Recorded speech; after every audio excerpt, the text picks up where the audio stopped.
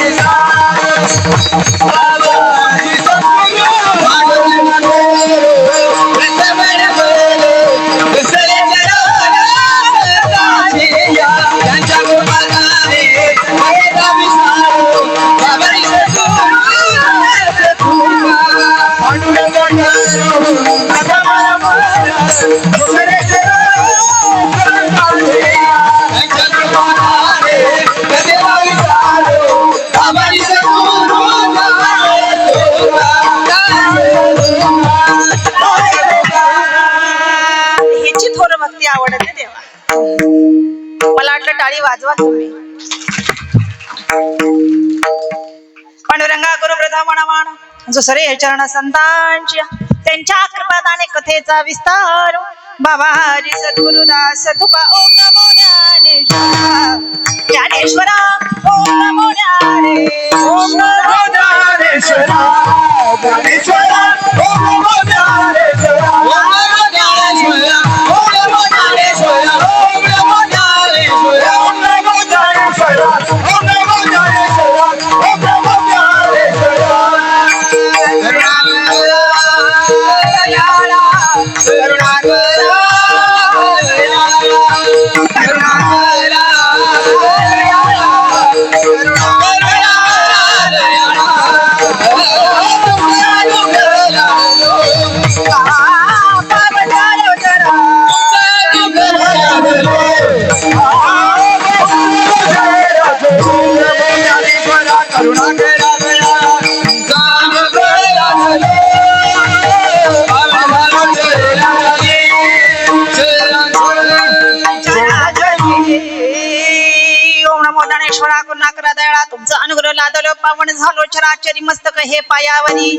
या वारकरी संतांच्या आतार हे आपुले चौफालुनिया भले वरी बैसबू पाबुले श्री गुरुंची अलंकापुरी नम्य सिंहासनस्थम पदांभोजते गस्प्रतिक प्रदेशम विचिंदादि दैवै सदा स्तूयमानं समाधि समूर्ति वजनान देवं वसुदेवं सुतं देवं कंसज्ञानुरमर्दनं देवकी परमानंदं कृष्णं वन्दे जगद्गुरु नमो सद्गुरु तुकया ज्ञानदीपा नमो सद्गुरु सच्चिदानंद रूप नमो सद्गुरु भक्त कल्याण मूर्ति नमो सद्गुरु भास्कर पूर्ण कीर्ती विठ्ठल विठ्ठल विठ्ठल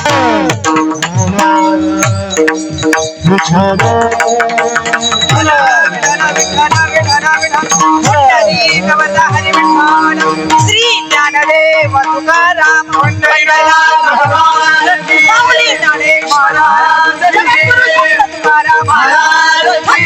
शिवाजी महाराज धर्मवीर संभाजी महाराज आदिशक्ती गोपाबाई महाराज पवन पुत्र हनुमान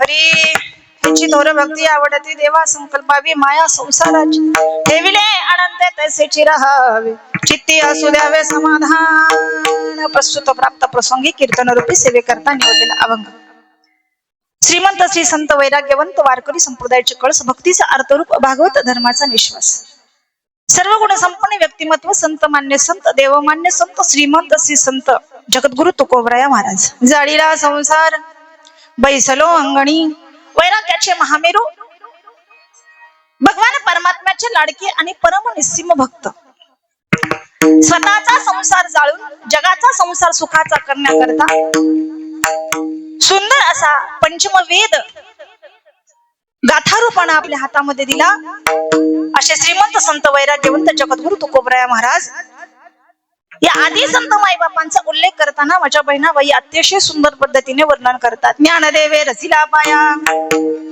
उभारिले देवालया तुका झाला से कळस भजन करा सावकाश वारकरी संप्रदायाच्या कलश स्थानावर विराजमान असणारे जगद्गुरु तुकोबराया महाराज यांच्या सकल संत गाथ्यातून ज्या गाथ्याला पाचवा वैष्णव वेद असं संबोधिले जातं अशा गाथ्यातून निवडलेला 4 चरणाचा बहुतेकांच्या म्हणण्यापेक्षा सर्वांचाच कानपाठ आहे सर्वांचाच तोंडपाठ आहे असा मुखोद्गत असणारा चिंतनीय अभंग तृतीय दिवसाच्या कीर्तनरूपी सेवेकरता निवडलेला आहे विठ्ठल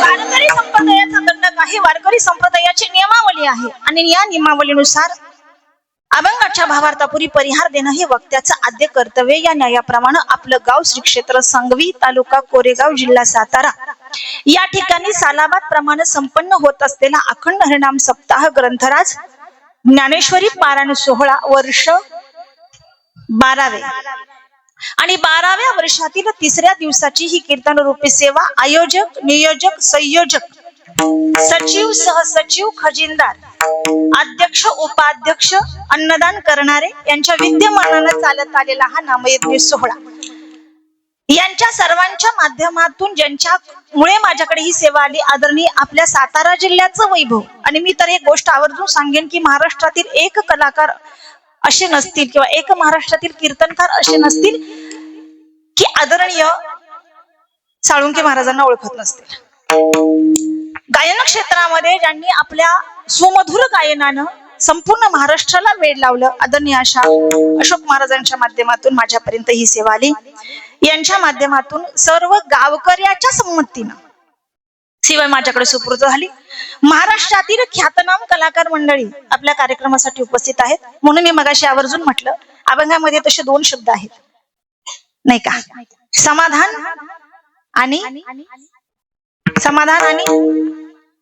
म्हणजे यांचं समाधान झालेलं नाही आणि यांनी मला काही ठेवलेलं नाही याचा अर्थ अतिशय गोड आणि ख्यातनाम कलाकार मंडळी महाराष्ट्रातील गोड गायनाचार्य हरिभक्त परायण ऋषिकेश दादा महाराज पांचाळ महाराष्ट्रातील गोड गायनाचार्य हरिभक्त परायण आमचे संकेत दादा जगदाळे आणि ज्यांच्या मृदंगाने अगदी बघा ना ते मुळातच निर्जीवाला सजीव करण्याचं साधन माणसं माणसाशी बोलत राहतात पण ज्याच्यावरती बोट बोलतात आणि त्या बोटाच्या तालावरती अख्खा संपूर्ण महाराष्ट्र डोलतो म्हणजे निर्जीवालाही सजीव करण्याचं सामर्थ्य ज्याच्यात आहे त्याला मृदंग म्हणतात आणि ते वाजवणारे आमचे शुभम दादा आहेत आणि एक मृदंगाचार्य म्हणावं तर काय दोघं उपस्थित आहेत फक्त एक सिव्हिल मध्ये इतकंच आदरणीय आमचे रोहित दादा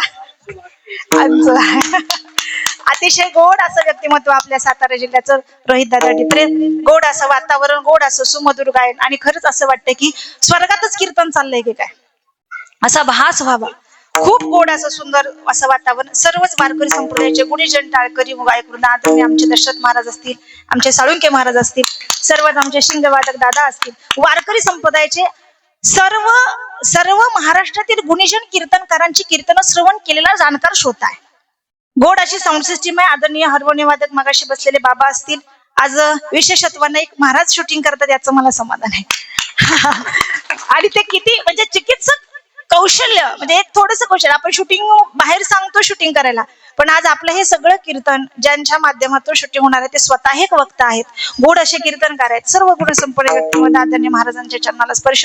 आमचे चौकदार काका असतील, आज शास्त्री काका कीर्तनाला उपस्थित आहेत, आणि माझ्या सगळ्याच माता माऊल्यानो सर्वांना स्पर्श. आणि ज्यांच्यामुळे हा सुमधुर आवाज तुमच्या हृदयापर्यंत पोहोचतो अशी गोड अशी साऊंड सिस्टीम, सगळ्यांच्यासाठी एकदा टाळी वाजवा.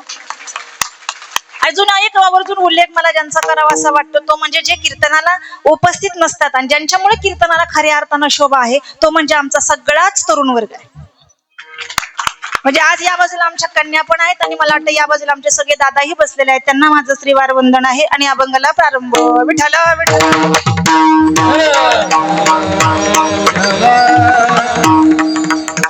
अभंगाला प्रारंभ करण्यापूर्वी सुरू आहे तो सध्याचा श्रावण, नाही का? मराठी महिने मुलांना माहिती नसतात. कुठले मराठी महिने? चैत्र. हा वा वा वा वा, सांगवीकरची माणसांना काही सांगावंच लागत नाही. चैत्र, वैशाख, ज्येष्ठ, आषाढ, श्रावण, भाद्रपद, पुढे अश्विन, कार्तिक, मार्गशीर्ष, पौष, माघ आणि फाल्गुन. त्यातला मराठी महिना चालू आहे, त्याचं नाव आहे श्रावण. आणि श्रावणामध्ये काय केलं जातं? कोणाची पूजा केली जाते? नागपंचमीची. वा वा वा. कोणाची पूजा केली जाते? शिव भोळा चक्रवर्ती. शिव भोळा चक्रवर्ती, त्याचे पाय माझे चिती, त्याचे पाय माझे, पाय माझे चिती, त्याचे पाय माझे, पाय माझे चिती, त्याचे पाय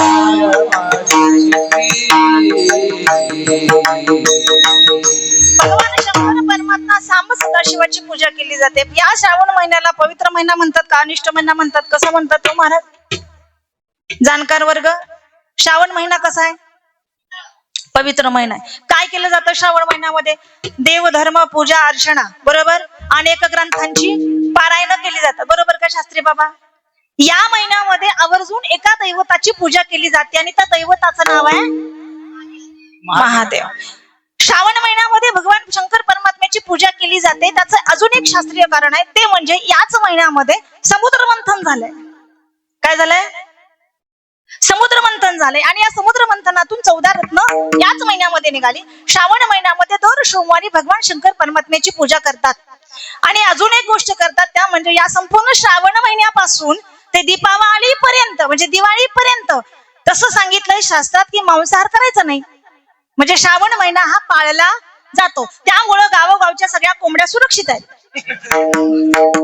आणि बिचारा टवटवीत आणि प्रफुल्लित आहेत. त्या विना टेन्शन फिरतायत.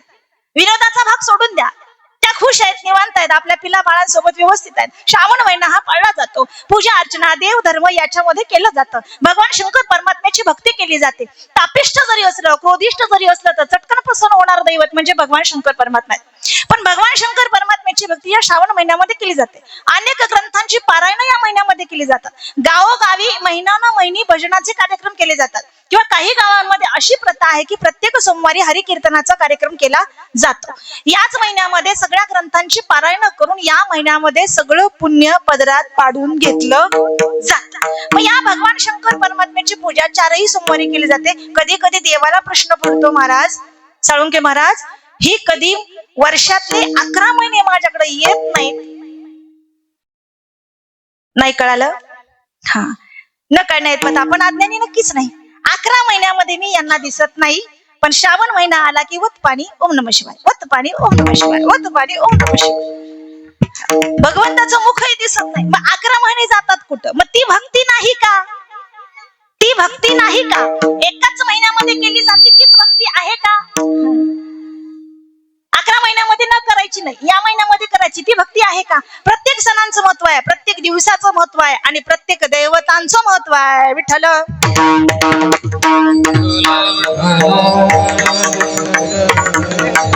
भगवान परमात्म्याची देवांची भक्ती या महिन्यामध्ये केली जाते. नरहरी सोनार महाराजांनी माझ्या भगवान शंकर परमात्म्याचं वर्णन खूप गोड केलंय त्यांच्या एका अभंगामध्ये.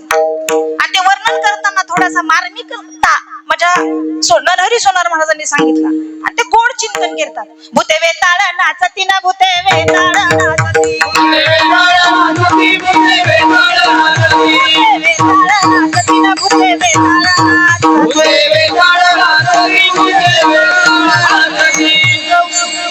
हर्षयुक्त उमापती हर्षयुक्त उमापती हर्षयुक्त उमापती हर्षयुक्त उमापती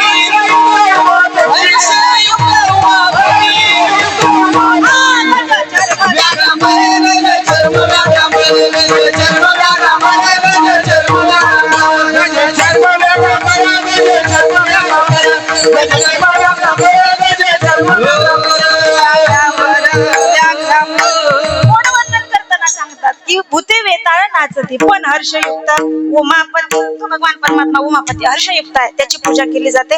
आणि या श्रावण मासाच्या महिन्यामध्येच आलेला आपला हा नामयज्ञ सप्ताह आणि यातली 3ऱ्या दिवसाची आजची सेवा आणि सेवेकरता निवडलेला अभंग माझ्या जगद्गुरु तुकोबरा यांचा.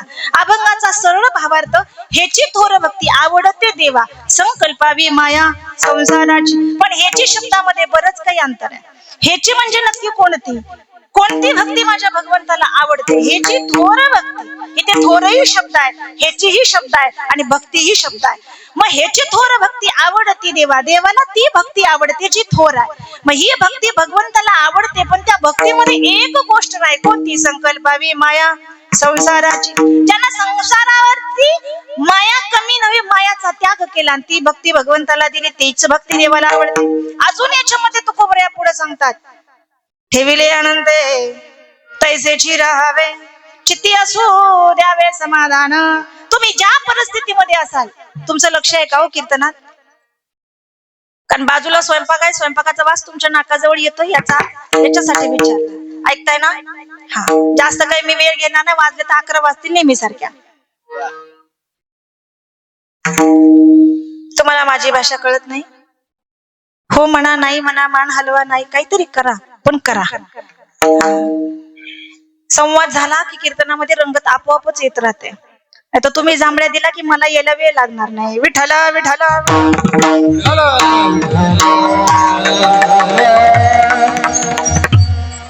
संसाराचं प्रेम कमी केलं, संसाराची आसक्ती कमी केली, तर महाराज तुम्ही ज्या परिस्थितीमध्ये, देवानं तुम्हाला ज्या परिस्थितीमध्ये ठेवले, त्या परिस्थितीमध्ये तुमच्या अंतःकरणामध्ये काय असावं?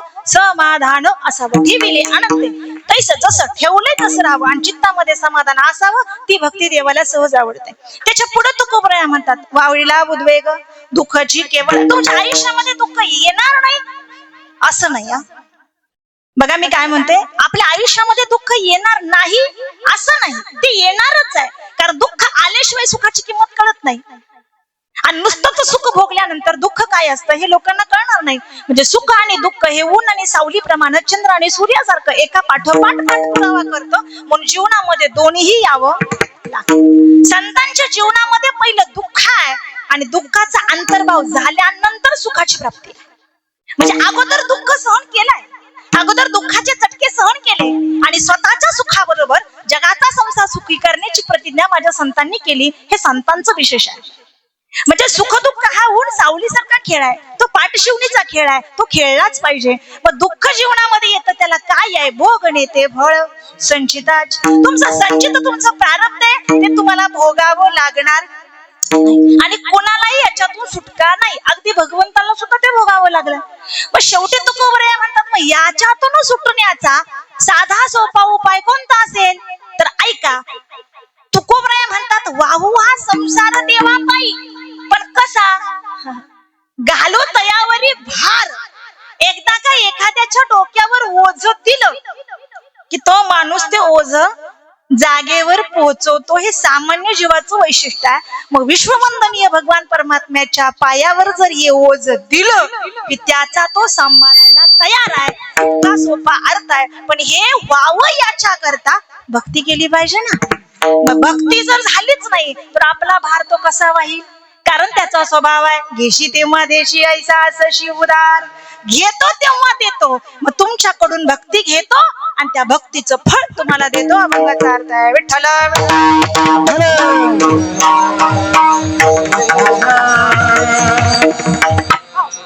सांगण्याचं विशेषत्वानं कारण एकच आहे की ज्या अर्थी तुम्ही आम्ही जन्माला आलो त्या अर्थी नक्कीच भाग्यवान आहे.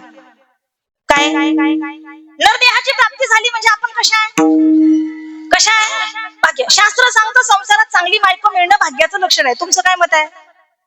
ज्यांना मिळाली त्यांना विचारते, ज्यांना मिळाली नाही त्यांनी शनिवारी मारुतीला जायचं आणि स्तोत्र म्हणायचं. भीमरूपी रुद्र वज्र हनुमान मारुती होणारी अंजनी सुता रामदूता प्रभंजन. पकवत वादकांसहित गायकांना सांगते, ह्यांनी सगळ्यांनी जायचं मंदिरामध्ये आणि अभिषेक करून घ्यायचा. विशेषत्वानं करायचं का? संसारात चांगली बायको मिळणं कशाचं लक्षण आहे महाराज? कोणाचं? भाग्याचं. मग हे भाग्य कोणाच्या नशिबाला? संसारात चांगली पत्नी मिळणं भाग्याचं लक्षण, पोटी चांगले पुत्र प्राप्त होणं भाग्याचं लक्षण आहे. आणि याही दोन भाग्यापेक्षा महाराज भरतखंडे नरदेह प्राप्ती परम भाग्याची संपत्ती. भारत देशामध्ये जन्म मिळणं परम भाग्य आहे आणि संतांच्या सानिध्यात मिळणं हे परम भाग्य आहे. विठ्ठल विठ्ठल.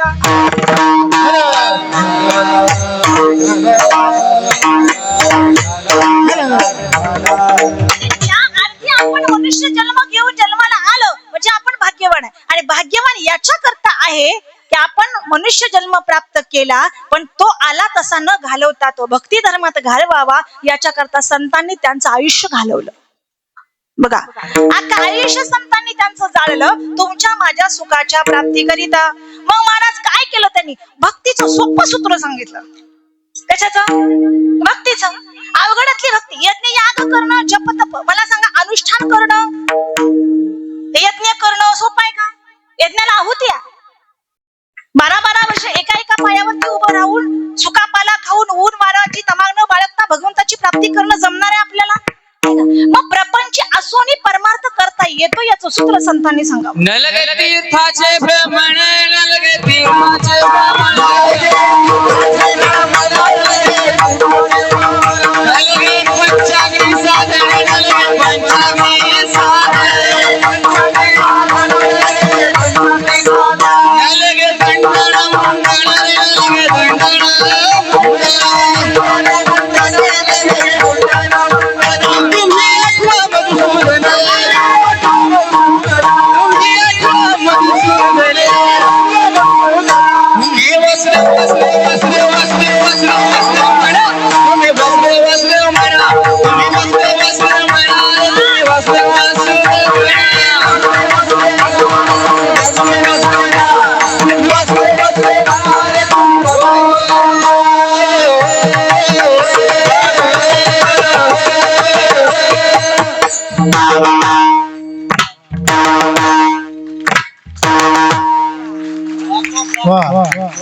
मला सांगा याच्यापेक्षा अजून वेगळी भक्ती काय असू शकते? याच्यापेक्षा अजून वेगळी भक्ती काय असू शकते? ज्या भक्तीच्या नादामध्ये विश्वाचा मालक सुद्धा वेडा होतो ती भक्ती किती गोड आहे सांगा ना. इथं नामदेवराने कीर्तन करावं आणि विश्वाच्या मालकांना कीर्तनात नाचावं हीच तर भक्ती आवडते त्याला. काय भक्ती? भक्ती ही भक्ती आहे, भक्तीचे सूत्र आहे. आणि भक्तीचं सूत्र सोपं केलं ते संतांनी. किती सोपं केलं? एक सोपं उदाहरण सांगू का? आता मुली बसल्यात समोर म्हणून सांगते. मला वाटते बऱ्यापैकी इथं सगळी बसलेली मुलं दादा हे जंक फूड खाणारी म्हणजे फास्ट फूड खाणारी दुनिया आहे. Pizza, burger, uttapa, vada pav, sandwich, masala dosa, अजून काय राहिलं का?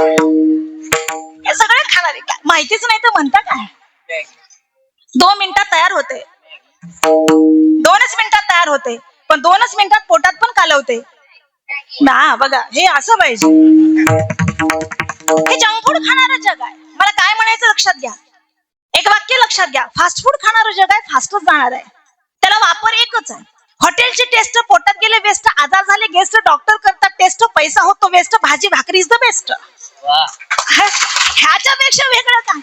2 भाकरी पालत्या टाकायच्या, त्याच्यामध्ये भाजी ओतायची, ते कुस्करून खाणारी त्याला लोक जुन्या काळात न्याहारी म्हणायची. आज चमच्याने खाल्ला जातं पोहे, त्याला नाश्ता म्हणतात.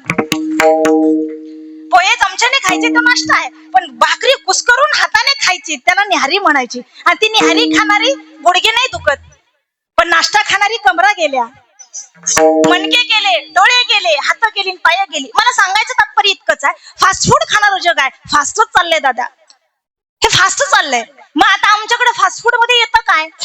पाणी आणि पुरी, वडा आणि पाव, पनीर आणि रोटी, रगडा आणि पुरी. हा, हे इकडं. आता मी इकडं ते झुणका आणि पिठलं आणि भाकर, झुणका आणि भाकर, वरण आणि भात. ह्याला जसं समीकरण एक आहे तसं भक्तीचं सूत्र आहे ना, तसं भक्तीचं सूत्र आहे. आणि ते सूत्र कोणाच्या ध्यानात नाही. काय आहे भक्तीचं सूत्र? भाव अधिक भक्ती अधिक प्रेम इज इक्वल टू देव. त्याच्या पुढं तो आहे, पण ह्यांना 3 द्यावं लागतंय ना. भावे विना आणि भक्ती विना आणि बळे विना शक्ती. मग पहिला भावही पाहिजे, भावाला भक्तीही पाहिजे. मग ही भक्ती करण्याकरता ती कशी करावी हे संतांकडून शिकावं. विठ्ठल मग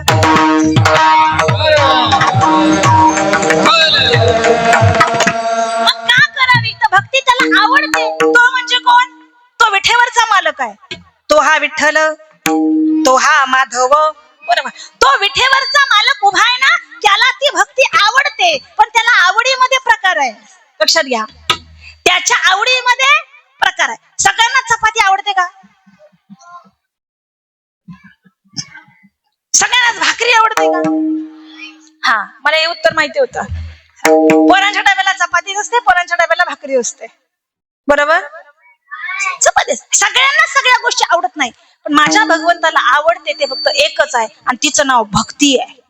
आणि ती भक्ती कशी असावे ही जर माहिती करून घ्यायचं असेल, माऊली महावैष्णव ज्ञानोबरायांची ज्ञानेश्वरी, ज्ञानेश्वरीतला 12वा अध्याय, 12वा अध्यायातले 8 श्लोक, ज्याच्यामध्ये भक्ती सूत्रातली 32 लक्षणं सांगितली.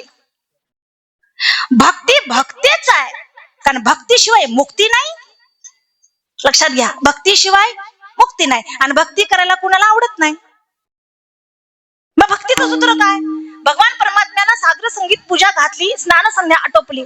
माझे भगवान परमात्मा म्हणतात, तुमची भक्ती कशी असावी? तुम्ही 3 संध्या दिवसभरातून एकदाच बेंबीच्या देठापासून माझं नामचिंतन जो करतो ना, ते सुद्धा मला आवडतं, पण तो करणारा असावा. तो करणारा असावा. अजून सांगू का?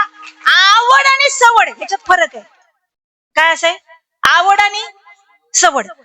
आता मला सांगा, हे 2 शब्द आपल्या जीवाशी आहेत. संसार आवडीनं करतो का सवडीनं? काय मत आहे तुमचं? अच्छा, संसार आवडीनं आणि परमार्थ म्हणजे 40 पर्यंत संसार आणि 40 आली की परमार्थ. रामकृष्ण हरी. आलो बरं का तुमच्या दारी? आवडीनं 40 पर्यंत प्रपंच करणारी माणसं आपण आवडीनं करतो. तिथं देव नाही आठवत, तिथे देव आठवत नाही. संसाराची जबाबदारी संपली की मग त्याच्याशिवाय कुणी दिसत नाही.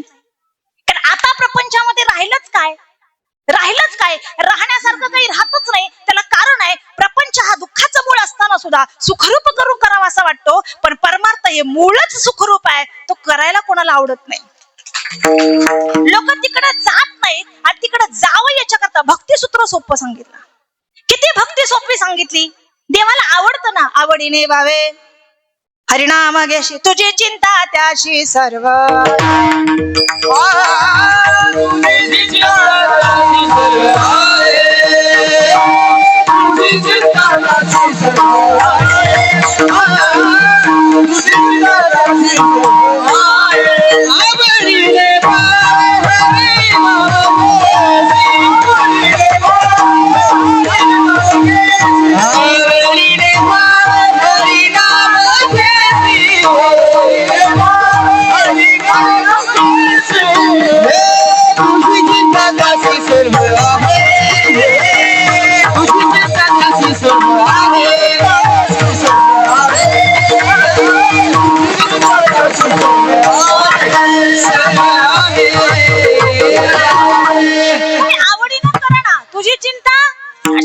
पण आवडीनं होत नाही, सवडीनं होतो महाराज, ते नको आहे.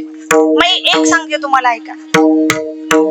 देवाला आवडणाऱ्या एक भक्त आहे बघा, देवाला आवडणारा एक भक्त आहे, आणि 3 भक्त असे आहेत ज्यांना देव आवडतो. माझं चिंतन थोडंसं लक्ष देऊ नाही का? ज्ञानोबराय सांगतात, अर्थ अर्थार्थी जिज्ञासू आणि ज्ञानी. किती प्रकारचे भक्त आहेत? जागे आहे का? झोपल्या? जागे आहे ना? बोर झाल्या का? कंटाळा आला का? काही मला ओढून ताणून विनोद करता येत नाही आणि माझ्या कीर्तनात विनोद होत नाही, हाच मोठा विनोद आहे. उगा तुम्हाला हसवून नाही जाणार, पण तुम्हाला रडवून जाईल. कारण कीर्तन असा आहे, ब्रह्मभूत काया होतसे कीर्तनी. काय ब्रह्मभूत झाली पाहिजे, समाधी लागली पाहिजे. चिंतन आहे. जगाच्या बाजारामध्ये आपल्या खिशात, प्रत्येकाच्या खिशात आहे, त्याला मोबाईल म्हणतात. आणि ते आम्हाला बसल्या जागी हसवत आहे. बसल्या जागी हसवत आहे. पूर्वीच्या काळी माणसं एकत्र बसून हसत, म्हणून तर योगा प्रकरणामध्ये हसण्याचा पण प्रकार घेतला. लोक हसतच नाहीत खळखळून, उगा स्मित करतात, दात दिसावी एवढंच हसतात. मोकळ्या मनात हसतो तो माणूस, मोकळ्या मनात हसतो, त्याला हृदयविकाराचा झटका येत नाही. म्हणजे उगा गालातल्या गालात हसतं ना ते. हा, मग ते तुम्ही म्हणलात म्हणून बरं झालं. मोकळं अंतःकरण रिकाम असावं. माझ्या भगवंताकडे पाहिलं ना तर देवाचं हास्य स्मितच आहे, पण ते सदैव धवल आहे, ते सतत आहे. हसरामुख भगवंताचा चेहरा वेग बघितला ना, भाग गेला.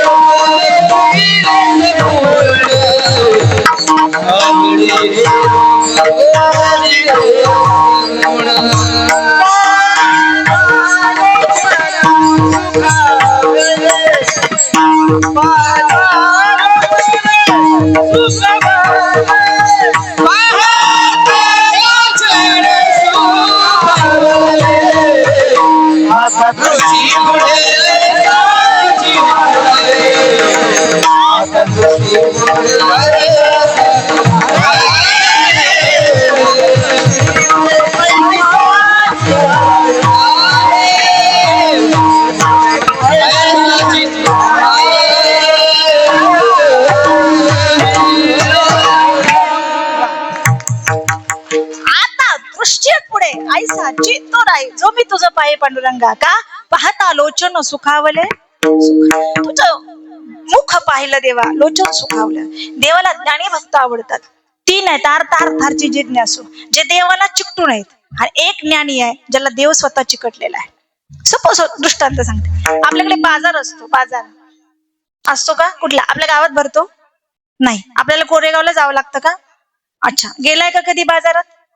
नेहमीच जाता तुम्ही. जरा हो नका म्हणू, माझं ऐका.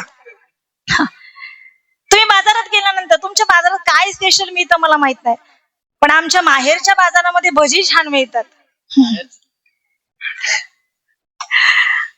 बाजारात गेलं की खाऊ आणायचा हा प्रकार, बरोबर? मग ते आजोबा असतील, आजी असतील, महाराज, तो खाऊ पिशवीत आणायचे. ती पिशवी पारदर्शक पिशवीतून तो खाऊ आणायचा. आता वासावरती लक्षात येतं की तो खाऊ काय असावा, बरोबर? असे ते वडील बाजारात गेले, रोहित दादा, आणि त्या बाजारातून त्या वडिलांनी आपल्या 4 नातवंडांकरता, आजोबांनी 4 नातवंडांकरता, माझा दृष्टांत चित्त देऊ नये का, तुम्हाला भक्तीचं सूत्र लक्षात येईल. 4 लाडू आणले त्या पिशवीतून, आणि ते लाडू आणल्यानंतर ती लहान मुलं आपल्या अंगणामध्ये खेळत होती. आता पूर्वीसारखे खेळही राहिलेले नाही. पूर्वीसारखे खेळ राहिलेले नाही. मला सांगा, काल नागपंचमी झाली, परवा खेळलात का हो तुम्ही? अरे वा वा वा, छान. हे खेळलं पाहिजे. आपले भारतीय सण आणि उत्सव आपल्या महिलांनी साजरे केले पाहिजेत, कारण ती आपली संस्कृती आहे. 12 सणांचं महत्व आहे आणि ते सण आपण साजरे केले पाहिजे. पण ते मुलं बाहेर त्या मातीमध्ये खेळत होते, आणि खेळता खेळता, लक्ष देऊ नाही का, खेळता खेळता समोरून बाबा आले. त्या मुलांनी पाहिलं. किती मुलं होती? 4 नातवंड खेळत होती. बाबांना पाहिलं त्या मुलांनी, आणि बाबांनी काहीतरी आणलं या आशेनं ती पोरं बाबांच्या माग गेली. पण किती गेली? 4 पैकी 3च गेली. किती गेली? एक तिथंच बसलं होतं खेळत. ते खेळण्यात इतकं गुंतलं होतं की त्यांना बाबा आले काय आणि गेले काय घरात त्याला माहितच नाही. आता गंमत, त्या पिशवीतून त्या लाडूचा सुगंध सुटला होता. त्या चौथ्याला पण बोलावून आणलं आणि चौथा तिथं आला. पहिल्यानं तर लाडू मागून घेतला, दुसऱ्यानं आशेनं पाहिलं, तिसऱ्यानं हट्टानं हिसकावून घेतला. बाबांनी तिघांना तिन्ही पद्धतीनं लाडू दिला. चौथ्यानं मागितला नाही, हट्ट केला नाही, त्याच्याकडे पाहिलं नाही, बाबांनी स्वतः काढून दिला. माझा दृष्टांत संपला. सिद्धांत असा आहे, ज्यानं मागितला, जो रागावून हिसकावून घेतला आणि ज्यानं आशेनं पाहिलं, असे तीन आहेत. अर्थार्थी जिज्ञासू. आणि ज्याला मागायची गरजच पडली नाही, आजोबांनी स्वतः आणून दिला, तो ज्ञानी आहे. तसे तीन भक्त आहे ज्याला देवाला चिकटून आहेत, आणि एक आहे ज्याला देव चिकटून आहे. त्याला काय कारण असेल? त्याला कारण इतकंच आहे, पराकोटीला गेलेली भक्ती आहे. आणि ती भक्ती कुणी केली? तर ती संतांनी केली. अजून दृष्टांत सांगते, पुढे ऐका. या भक्तीला मरकट न्याय आणि मार्जार न्याय म्हणतात. बरोबर? मरकट म्हणजे माकड आणि मार्जार म्हणजे मांजर.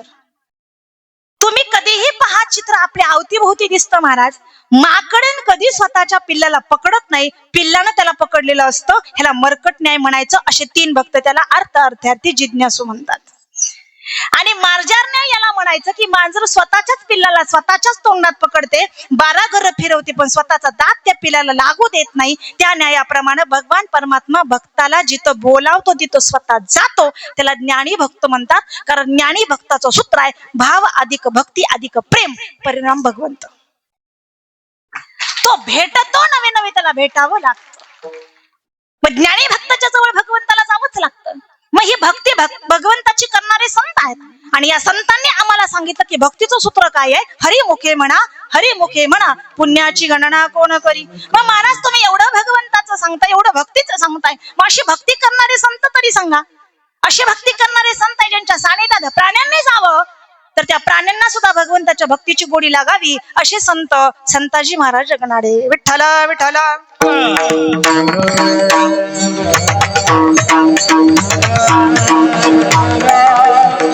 विचार करा महाराज, ज्या गाथ्यातल्या अभंगाचं चिंतन आज आपण करतो, त्या गाथा तुमच्या आमच्या समक्ष आहे. त्याचं कारण संताजी महाराज जगनाडे.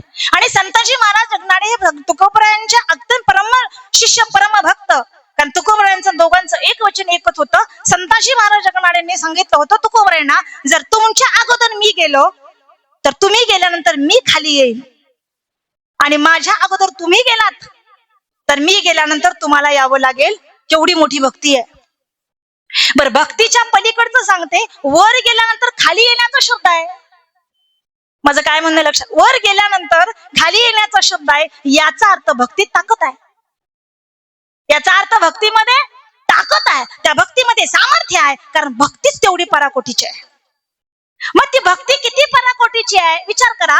ज्या दिवशी संताजी महाराज जगनाडे गेले, त्या दिवशी ते तेली समाजामध्ये जन्माला आले, पण त्यांचा देह जेव्हा पुरला गेला, तेव्हा कितीही माती टाकली तरी ते पूर्ण त्यांचं शरीर झाकलं जात नव्हतं. जेव्हा तुकोबरायांनी येऊन 3 मुठी माती दिली, तेव्हा त्यांना मोक्षपद मिळाला. भक्ती आहे. मग त्यांच्या जीवनातला प्रसंग आहे की ज्या वेळेला गाण्यावर ते तेल गाळत होते महाराज, ऐका, त्या तेल गाळण्याकरता त्यांच्याकडे एक बैल होता, आणि त्या बैलाचं नाव हा सखा होतं. काय होतं? मला सांगा, आपल्या दारात शेळ्या आहेत, मेंढ्या आहेत, कुत्रे आहेत, कोंबड्या आहेत, घरात मांजर आहे, कुणीतरी भजन म्हणतं का? आणि जरी आपण म्हटलं तर ते त्या भजनाच्या तिथं बसतात का? पशु पक्षी काय पाप पुण्य जाणती, उत्तम मध्यम भोग भोगिती. पशु पक्ष्यांना पापही कळत नाही, त्यांना पुण्यही कळत नाही. असं नाही की कोणी सगळ्यांच्या गावातले सगळे कुत्रे एकत्र आले त्यांनी दिंडी काढली, आहे का? नाही. गाढवाला गुळाची चव काय नाही ना, पण गाढवामध्ये एक गुण चांगला आहे, ते कधीच गढूळ पाणी पित नाही, हे त्याचं स्वभाव वैशिष्ट्य आहे. ते कधीच गढूळ पाणी पित नाही, हे त्याचं स्वभाव वैशिष्ट्य आहे. प्राण्यांना काही अंशी आहेत. विचार करा, काही गोष्टी भगवान परमात्म्यांनी प्राण्यांना चांगल्या दिल्या, काही गोष्टी भगवान परमात्म्यांनी देवादिकांना चांगल्या दिल्या, पण काही गोष्टी भगवान परमात्म्यांनी प्राण्यापेक्षा देवांपेक्षा माणसाला चांगल्या दिल्या. आणि तो अधिकार नाथ महाराजांनी भागवत ग्रंथात सांगितला, मनुष्य देहाचे निज्ञाने सच्चिदानंद पदवी घेणे, एवढा अधिकार नारायणे कृपा अवलोकन दिधला, अधिकार दिला भजनात टाळी वाजवण्याचा आणि चिंतन करण्याचा. मग तो बैल होता, त्याचं नाव काय होतं? सखा. झोपले का? नाव काय होतं? सखा. सखा बैल घाण्यावरती ते तेल गाळायला मदत करायचं. एक दिवशी संताजी महाराजांना बाहेर गावी जावं लागलं आणि परिणाम असा झाला की तेल संपलं. लक्ष्मी पत्नीला सांगितलं, मुलाच्या माध्यमातून तेलाचा घाणा काढून घे. माझा दृष्टांत चित्त देऊ नये का? भक्ती भक्ती आहे. मनुष्यानं केली, संतांच्या सानिध्यात गेला ना, संतांच्या सानिध्यात गेलेला दुष्ट सुद्धा सज्जन होतो. ही संतांची ताकद आहे. त्या बैलाला त्या मुलानं घेतलं, पाठीवरून हात फिरवला, खाऊ घातला आणि गाण्याला झुंपलं. गाण्याला झुंपलं. पण गंमत अशी झाली महाराज, तो बैल पाऊलच पुढे टाकेना. मुलानं पाठीवरून हात फिरवलं, वडिलांनी जी प्रक्रिया केली ती सगळी केली, पण बैल काही पाऊल टाकेना. मुलाला राग आला आणि चापकाचे फटके पाठीवर दिले. घाण्याचा बैल सोडला आणि गोठ्यात नेऊन बांधला. दुसऱ्या दिवशी संताजी महाराजांनी यावं. आल्यानंतर आपल्या लेकरांची चौकशी कमी, पण बैलाची चौकशी जास्त केली. लेकरावर जेवढं प्रेम करावं तेवढं प्रेम बैलावर करावं. गोठ्यात गेले आणि गोठ्यात गेल्यानंतर पाहिलं तर बैलाच्या डोळ्यातून टपाटप टपाटप अश्रू गळत होते. रडणाऱ्या बैलाकडे पाहिलं आणि पत्नीला विचारलं, का ग लक्ष्मी, बैल का रडतो? लक्ष्मीने सांगितलं, महाराज तेल संपले, 2 दिवस झाले. तुम्ही जेवढा साठा दिला होता तेवढा गावामध्ये दिला, पण शिल्लक राहिलं तेल काढायला गेलं, पण बैलाने तेल काढण्याकरता कुठल्याच प्रकारचा प्रतिसाद दिला नाही. पण त्याचा परिणाम असा झाला, गावातली माणसं आली आणि आम्हाला नाही नाही ती दूषणं देऊन गेली. कदाचित त्याच्या मालकाला बोलल्यामुळं बैलाच्या डोळ्यातून पाणी येत असावा. ज्यांनी बैल परमार्थात आणला त्यांची भक्ती किती असेल. मालकाच्या डोळ्यात, मालकाला बोललं म्हणून बैलाच्या डोळ्यात पाणी आलं. दुसऱ्या दिवशी ऐका, महाराजांनी बैल घाण्याला झोपला, प्रेमानं पाठीवरून हात फिरवला, खाऊ घालायला घास मुखात घातला आणि घाण्याला झोपलेला बैल घाणा गाळू लागला. पत्नी पाहते, मुलगा पाहतो आणि दोघांनी विचारलं, का हो स्वामी, काल हेच केलं पण बैल पुढे सरकला नाही, आज का तो बैल पाऊल टाकून घाण्यावरती तेल गाळू लागला? संतांजी महाराजांनी सांगितलं, त्याला कारण आहे लक्ष्मी. त्याला चारायची घासाची गरज नव्हती, त्याला प्रेमानं कुरवाळण्याची गरज नव्हती, त्याला कष्टाची परिणाम नव्हता, त्याला आवड होती ती फक्त माझ्या मुखातून निघणाऱ्या जगद्गुरु तुकोबरायांच्या अभंगाची सवय ह्या बैलाला झाली. आणि जेव्हा अभंग कानावर पडले तेव्हा त्या बैलानं पाऊल पुढे टाकलं. एवढी भक्ती होती. मग ही जर भक्ती जर प्राण्याला सुधारते, ती भक्ती अंतःकरणात नसानसामध्ये किती मुरली याचा विचार करा. ज्या रस्त्यानं तुकोबरांनी चालावं त्या रस्त्याची माती विठ्ठल विठ्ठल म्हणत होती. ज्या शयन कक्षामध्ये अर्जुनानं झोपावं त्याचा श्वास कृष्ण कृष्ण म्हणत होता. ज्या जात्यावरती जनाबाई दळायला बसल्या तर विश्वाच्या मालकाला येऊन दळू लागत होते. इतकंच नाही तर माझ्या चोकोबरायांची हाडं विठ्ठल विठ्ठल म्हणत होती. तुकोबराया म्हणतात, यालाच म्हणायचं भक्ती. अभंगाचं बैलचरण.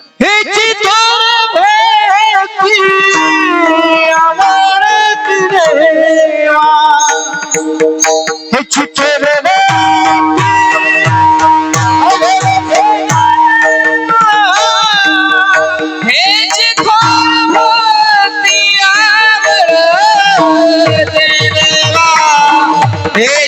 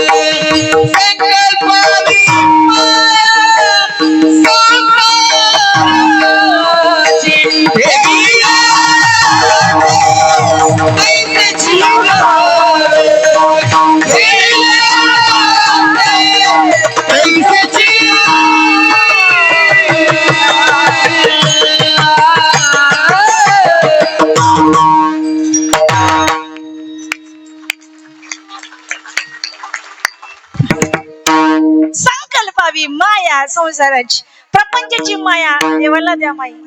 ऐका, इथं कुणी राहण्याकरता आलेलं नाही. एक ना एक दिवस या देहाला जावं लागणार आहे, बरोबर ना. जायाचे शरीर जाई लक्षणात, एका सेकंद लागत नाही. क्षणभंगुर नाही बरबसा फारे सावध थोडा माया आशा.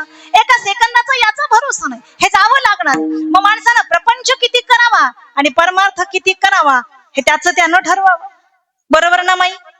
बरोबर की नाही? आवडीनं संसार करतो पण तरी समाधानी आहे का? मला सांगा, तुम्ही समाधानी आहात का? नाही. म्हणजे एवढा करोडोचा बंगला बांधला तरी तुम्ही समाधानी नाही. तुम्ही 50-50 लाखाच्या गाड्या घेतल्या तरी तुम्ही समाधानी नाही. तुम्ही मेल्यानंतर सुद्धा 10 पिढ्यांना पुरल एवढं बँकेत आहे तरी तुम्ही समाधानी. अच्छा, म्हणजे आहे का? तरी आम्ही समाधानी नाही. आणि आमचं समाधान का होत नाही त्याचं कारण समाधान ही मनाची स्थिती आहे. तुम्ही ते मानलं पाहिजे. मला सांगा माई, एक साधा प्रश्न आहे. मी तुमच्या घरी येऊ का? आले, मी तुमच्या घरी आले तर समजा तुमच्या घरी येऊन तुमचं साड्यांचं कपाट जर असं उघडलं, उघडू का? नको. मला माहिती होतं तुमच्यासारख्या कंजूस कोणी नाही. बारशाला घेतलेली साडी पुढच्या वर्षीच्या बारशापर्यंत राहते, म्हणजे या किती कंजूस असतील विचार करा. तुमचं साड्यांचं कपाट मी उघडलं, बरोबर? उघडू का? त्या कपाटात मी साड्या जर अंगावर पडल्या तर बुडून मरण. एवढ्या साड्या असतील तरी समाधान आहे का? तरी सहज रस्त्यानं चालता चालता, बाजारात जाता जाता काचेतनं नुसती स्टॅच्यूला लावलेली साडी बघितली तरी चौकशी कराय कितीला आहे? समाधान ही मनाची स्थिती आहे. प्रपंचात आमचं समाधान होत नाही कारण प्रपंच कधीच परिपूर्ण होत नाही. आणि थोडाच केला तरी परिपूर्णतेकडे जातो, त्याचं नाव परमार्थ. आणि तो सोपा व्हावा याच्याकरता ज्ञानोबळ्या म्हणतात एकच करा. काय करा? तरी अवधान एकिले दिजे, मग सर्व सुखाशी पात्र होईजे. हे प्रतिज्ञ उत्तर माझे उघड ऐका. ज्याला सुख पाहिजे त्यांना इकडं तिकडं पळू नका, अंतःकरणात डोकवा, सुखाची प्रचिती येईल. पण समाधान हे प्रपंचात नाही, लक्षात घ्या. आणि जर असतं तर संतांनी प्रपंच त्यागले, भोगुनी त्यागीला, भोगला आणि त्यागला. लक्षात आलं, हे दुःखाचं मूळ आहे. याच्यात गुंतणं चुकीचं आहे. मग तुम्ही समाधानी कुठं राहिलं पाहिजे? एकदाच नामचिंतन केलं आत्मिक समाधान प्राप्त होतं की नाही? पण तुम्ही घरात पाय टाकला, साखर आणा, तेल आणा, तिखट आणा, मिठ आणा, पीठ आणा, हे आणा, ते आणा, अमुक आणा, तमुक आणा, सगळंच आणा. ती म्हणते आणा, आम्ही म्हणतो नाना. मग म्हातारपणी असं आणि यांचं असं. हे माग लागतं, आणलं पाहिजे. प्रपंच पूर्णत्वाला जात नाही. मला सांगा, साधं सांगतो. आई एखाद्याच्या घरी वाटीवर भाजी दिली, वाटीसाठी महिना हेलपटे घालतो, बरोबर का नाही? वाटीसाठी नाव असतं. देणारी देते, घेणारी घेते, पण माघारी द्यायला विसरते. मग ही महिनाभर हेलपटे मारते, किचन मध्ये गप्पा मारायला जाते, बोलते तिच्याशी, पण नजर भांड्याकडे फिरते. कारण जीव तिथं गुंतलाय, तिथे गुंतला. प्रपंचामध्ये गुंतलेल्या जीवाला साधू संत मायबाप म्हणतात, ज्याच्यामध्ये तुम्ही गुंतलाय ते दुःखाचं मूळ आहे. आणि त्या मुळाशी जाण्याचा तुम्ही प्रयत्न करताय का? कधीच नाही. सुखाच्या मुळाशी सामान्य जीव जात नाही, पण दुःख शोधल्याशिवाय कोणी राहत नाही. एक साधा प्रश्न विचारात घ्या, दुःख हे प्रपंचातलंच आहे, परमार्थात दुःखच नाही. काय दुःख आहे सांगा ना? प्रपंचात दुःख आहे, इथं दुःखच नाही. का नाही दुःख? इथे दुःख का नाही?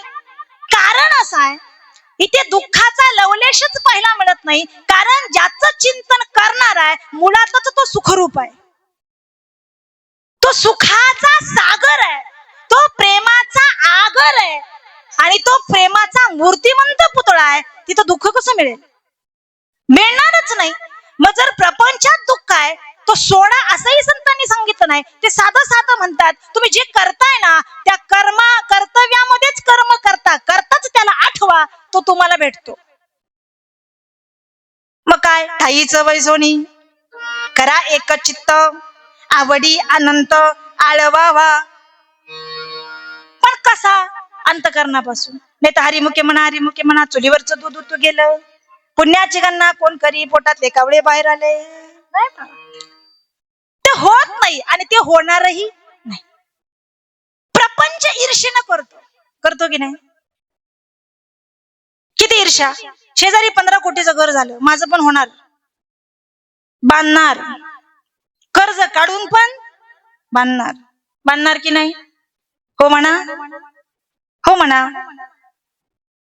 वचने का दरिद्रता, बोलण्यात दारिद्र्य नसावं माणसाने. हो म्हणा, बांधणार. 50 लाखाची गाडी शब्बास घेतलीच पाहिजे, घेणार. कुणी? शेजाऱ्याने घेतली म्हणून घेणार. ईर्ष्या झाली ना. पण आज जर महाराजांच्या घरी सकाळी 4 वाजता उठल्यानंतर जर काकड आरती होते, तर माझ्याही घरी झालीच असं कुणी म्हणत नाही. पण त्यांची कशी बंद होईल हे मी बघणार.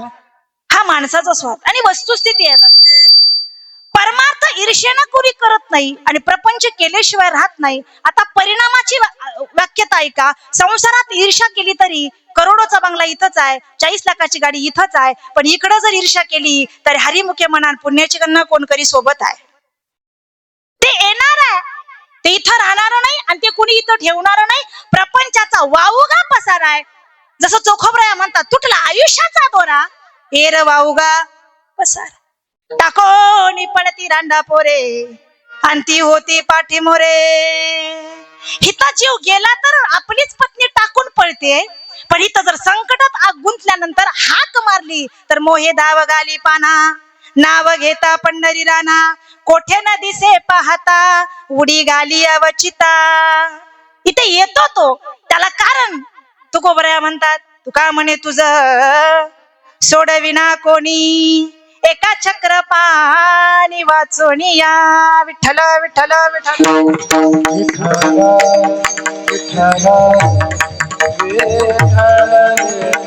इथं सोडवणारा जातो तो एकच विठ्ठेवर उभा आहे. मग संसाराची संकट, संसाराची माया कमी करा आणि ती भगवान परमात्म्याला द्या आणि अंतःकरणामध्ये समाधान माना. हे सत्यस्थिती तुकोबांनी सांगितलं. मला साधा प्रश्न विचारायचा आहे, तुकोबराया कमी श्रीमंत होते का? कमी श्रीमंत? मला सांगा, तुमच्या दृष्टीने श्रीमंतीची व्याख्या काय महाराज? श्रीमंत श्रीमंत श्रीमंत काय तुमच्या दृष्टीने व्याख्या सांगा मला. कोणाला श्रीमंत म्हणावं? अब्जावधीचा बंगला आहे, जाऊ द्या. खरवणी खरव परार्धाचा बंगला आहे, त्याच्याही पुढे जाऊ, तो श्रीमंत? सगळ्यात श्रीमंत एकच आणि त्यांचं नाव कुबेर. कुबेराच्या 18 भाग संपत्ती. तुम्हाला कळतंय ना? कुबेराची 18 भाग संपत्ती. 18 भागातला एक भागातला 4 भाग रावणाची संपत्ती. कोटी गरे काशी आणि तांब्याची शुद्ध कांचनांची 7 कोटी. पण रावणाचा परिणाम काय? तुका म्हणे ज्याची संपदा एवढी, सांगा ते कवडी नाही नेली. एवढी संपदा रावणाची. रावणाच्या एवढ्या संपत्तीमध्ये ऐका, प्रपंचात पत्नी चांगली मिळणं भाग्याचं लक्षण आहे. कुबेराची एवढी संपदा, त्या कुबेराच्या संपत्तीतली रावणाची संपदा. रावणाच्या संपत्तीत एक श्रीमंती होती, ती म्हणजे रावणाची पत्नी मंदोदरी. ही पतिव्रता होती आणि मंदोदरीचं सौंदर्य एवढं होतं की मंदोदरी स्नान संध्या करून आल्यानंतर ज्या वेळेला ती आरशासमोर उभी राहायची, ऐका, ज्या वेळेला ती आरशासमोर उभी राहायची, आरशासमोर उभी राहिल्यानंतर कपाटातले सोन्याचे अलंकार, कशाचे? सुवर्णाचे अलंकार कपाटातून मंदोदरीच्या पायावर पडायचे, मंदोदरीच्या जमिनीवर पडायचे. त्याला कारण अलंकारांना वाटायचं मंदोदरीनं आज आम्हाला परिधान करावं, कारण तिने परिधान केल्यानंतर आमची शोभा आहे, नाही की आम्हाला परिधान केल्यानंतर तिची शोभा आहे. एवढी मंदोदरी सुंदर होती आणि ती रावणाची पत्नी होती. विठ्ठल विठ्ठल.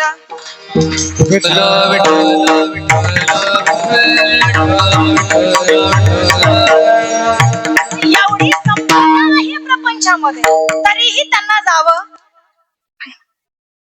सांगा ते कवडी नाही नेली. मग एवढी श्रीमंती आमची, आम्हाला घेऊन जाता येते का बांधून? का कुणी एका आजीनं 50 तोळे सोनं लपवून ठेवलं होतं. म्हाताऱ्या मायकाले चॉप्टर, पण अनुभव फार दांडगे. आणि त्या आजीनं ते 50 तोळं ठेवलं होतं, सुनांना माहितीच नाही. आता जुन्या काळात ते पुतळी ठुशी बरंच काय काय, पण आता मरताना माणसाला मरण आलं की दिसतं. ते म्हातारीला दिसलं. आता आपण निघालो जरा करणं मुळी सांगतच एक, आणि बालदार चौकदार गेले, आता निघायचंय. परतीच्या प्रवासाला लागलं. त्या म्हातारीनं सांगितलं सुनांना बोलावून, सुनांना इकडे या. दोघीच्या दोघी आल्या. म्हातारी हुशार होती. दोघी आल्या. 50 तोळ्याचं जर भाग केले तर किती किती झाले? 25-25.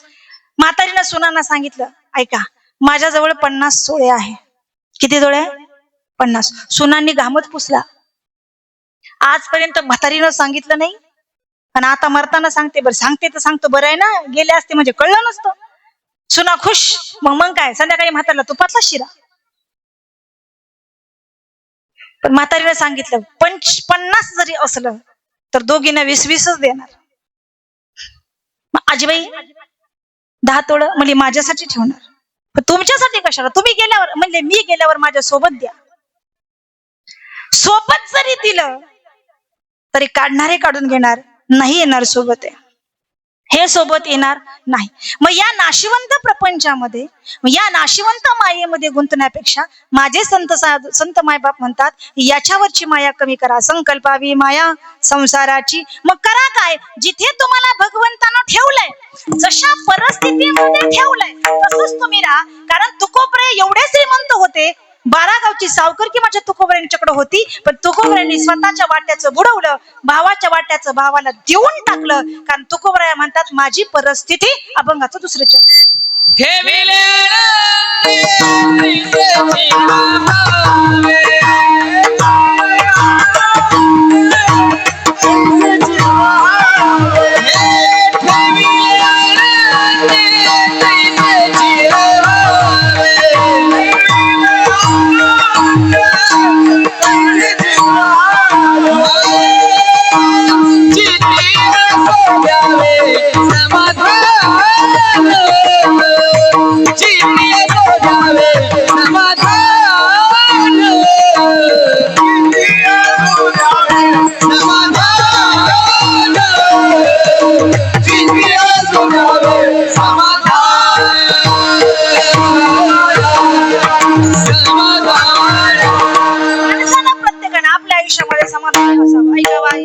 दुःख आयुष्यामध्ये येणार आहे.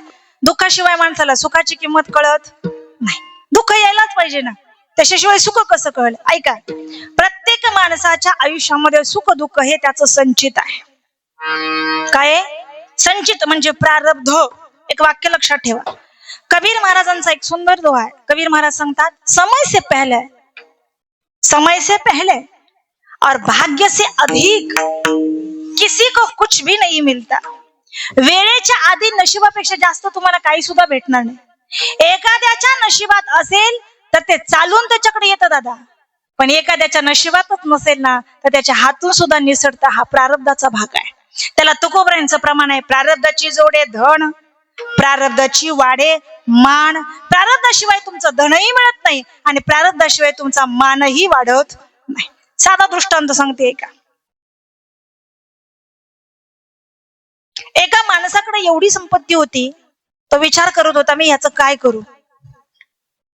ऐकताय ना? एवढं होतं, तो विचार करत होता, मी याचं काय करू? आणि आपल्यासारख्याकडे काय नाही, ते म्हणतात काय काय करू.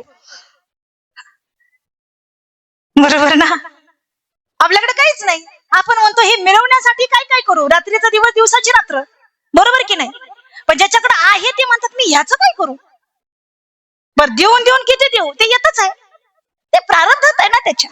मग त्याने एक युक्ती काढली. त्यानं ठरवलं, म्हणजे आपल्या राज्याचा जो राजा आहे, त्या राजाचा जर मी अपमान केला तर मला दूषण लागेल, आणि दूषण लागलं की मला तुरुंगात टाकतील, आणि बंदीखान्यात टाकलं की माझी संपत्ती सगळी राज्यामध्ये जमा होईल.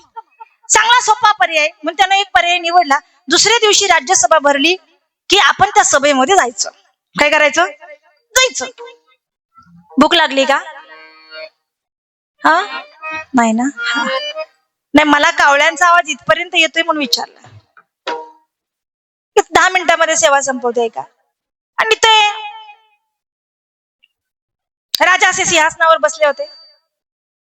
माझ्या शाळेतल्या मुलांना गोष्टी ऐकायला फार आवडतं, तशा तुम्हालाही आवडत असतील. आवर्जून थोडासा तास झाल्यानंतर मुलांच्या चेहऱ्यावरती कंटाळा दिसला की मग ते म्हणतात, टीचर काहीतरी असं सांगा ज्याने आम्ही चैतन्यित होऊ. मग रोज एका संतांचा दृष्टांत मी माझ्या शाळेतल्या मुलांना सांगते. त्यांनाही ते बरं वाटतं, त्यांच्या ज्ञानातही भर पडते. मग ते राज्यसभेवरती ते राजा बसले होते, त्या बरोबर त्या माणसानं पायातली चप्पल काढली आणि नियम धरून त्यांना बरोबर डोक्यावर मारले. आता राज्यसभेमध्ये राजाचा मुकुट डोक्यावरून खाली पडणं म्हणजे राजाचा अपमान आहे. आणि याला शिक्षा काय? लगेच सैनिकांनी यावं, बाण त्याच्यावरती भाले त्याच्यावरती रोकावे, चौघांनी त्याला पकडावं आणि त्याला आनंद व्हावा आणि उड्या मारावे. त्याने बरं झालं, माझं मी ठरवलं ती यशस्वी झालं. आता झालं म्हटल्यानंतर त्यानं ते मला आता चला चला मला घेऊन चला म्हणे पटकन. आणि कसा माणूस आहे, एखाद्याला शिक्षा झाली तर तो वाचावा याच्यासाठी हातापाया पडतो, आणि हा एकच मेव माणूस असा आहे ज्याला शिक्षा झाली तो म्हणतो मला पटकन घेऊन चला. का? संपत्तीला कंटाळला होता. माझी सगळी संपत्ती जमा करून टाका म्हणे राज्यात. पण गंमत अशी झाली, राजाचा मुकुट तर डोक्यावरून पडला, जी वस्तू खाली पडली आपलं पटकन लक्ष त्या वस्तूकडे जातं. राजाचा मुकुट खाली पडला, राजाचं लक्ष मुकुटावर गेलं, पण त्या मुकुटातून एक छोटासा सर्प बाहेर पडला. प्रारब्ध इतकं बलवत्तर होतं त्याचं, कोणाचं? ज्याला धरलं होतं त्याचं, की त्या मुकुटातून सर्प बाहेर पडला. राजाने सांगितलं, वेडे आहात का, सोडा त्याला म्हणे. तुम्हाला आता काय झालं म्हणे, जर तू बूट चप्पल मारली नसती तर मुकुट खाली पडला नसता, मुकुट खाली पडला नसता, त्यातला सर्प बाहेर आला नसता, तो जर माझ्या डोक्यावर राहिला असता तर राजा इथं दिसला नसता. मग ह्याला शिक्षा नाही करायची. मग एक काम करा, आपल्या दिवाणखान्यात जेवढं आहे त्यातलं निम्म ह्याला द्या. ज्याला ते नको होतं, त्याच्या नशिबात होतं, त्याला ते मिळालं. आणि आपल्यासारखं सातारला गेलं, स्टँडवर उभं राहिलं, 10 रुपयाचं लॉटरीचं तिकीट घेऊन घरी आलं, महिन्यानं लॉटरी बघितली, 10 लाख रुपये मिळाले. 10 लाखाची लॉटरी लागली की पळतच घरी आलं, रस्त्यात दिसली, म्हणे कागले खुश, मला 10 लाख मिळणार, 10 लाख मिळणार, 10 लाख मिळणार. एवढा आनंदी पोरांनी लगेच आडवलं, पार्टी कधी? तो मला घेऊन आले की येता येता सुरू आनंद आहे. 10 लाख मिळाले त्याला. घरी आला, खुंटीला शर्ट अडकवला, लहान मुलगा खेळत होतं, खेळता खेळता आलं, बाबा 10 रुपये द्या म्हटलं. बाबा म्हणले 10 रुपये आहेत खिशात, घे. ते गेलं खिशात, 10 रुपये काढले, काढता काढता लॉटरीचं तिकीट दिसलं, त्याला वाटलं कागद आहे, फाडलं, अंगणात टाकलं. जे प्रारब्धात आहे ते मिळणार आहे, पण जे तुमच्या नशिबात नाही ते येऊन सुद्धा जाणार आहे. हा खेळ तुमच्या संचिताचा आहे, आणि त्या संचिताचं फळ तुम्हाला भोगावंच लागणार आहे. अभंगाचं 3रं चरण.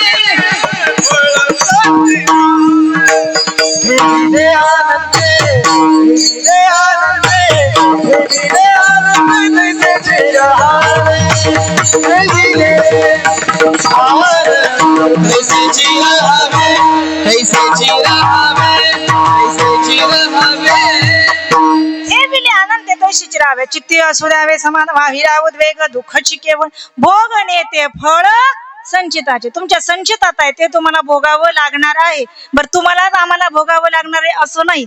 विचार करा, महाभारतात जर डोकावून पाहिलं तर शकुनी एकटाच नव्हता महाराज, त्याला सुद्धा 99 भाऊ होते. किती भाऊ होते? 99 भाऊ. म्हणजे शकुनी सहित 100 होते. पण शकुनी एवढा हुशार होत्या, 99 जणांना विष घालून, फुटाने घालून मारलं, एकटाच राहिला. परिणाम असा झाला, त्याचा परिणाम, त्याच्या संचिताचं फळ, त्याच्या प्रारब्धाचं फळ, त्याच्या कर्माचं फळ इकडं भोगावं लागलं. 100 कौरवातले एकटाच दुर्योधन राहिला.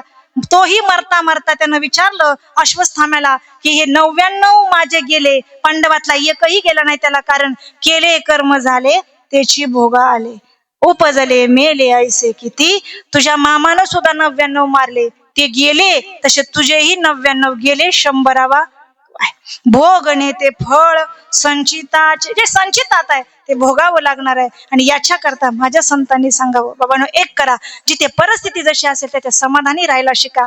आणि जे देवानं दिलंय ना ते उचितच दिलंय, कारण प्रत्येकाची वेळ यावी लागते. चालताना एक पाय पुढे असेल तर दुसरा मागे असतो, पण आता जो मागे आहे तो थोड्या वेळानं पुढे येणार आहे, कारण प्रत्येकाची वेळ ठरलेले आहे. हे घटिका यंत्र जैसे परिभ्रमे गा, हे घड्याळासारखं चालणारं चक्र आहे. याच्यामध्ये सुख फक्त एकाच ठिकाणी आहे, आणि ते सुख फक्त भगवंताच्या नामाच्या चिंतनात आहे. त्याला प्रमाण चिंतने चिंतने तद्रूपता, चिंतनानं तद्रूपता प्राप्त होते. मग हे चिंतन कोणाचं? वि म्हणजे विधाता, ठ म्हणजे नीलकंठ, आणि ल म्हणजे लक्ष्मीचा पती, असा त्रिवेणी संगम असा तो माझा भगवान पंढरीश पांडुरंग परमात्म्याचं भजन. हातानं टाळी आणि मुखानं नाम. सगळ्यांनी हात वर घ्यायचे. वा वा वा वा, गोड गोड सगळ्यांनी घ्यायच्या. कुणी चुकारपणा करायचा नाही. वा छान, वर घ्या वर, शाबास. सगळ्यांना हात आहेत ना? विठोबा रखुमाई. विठोबा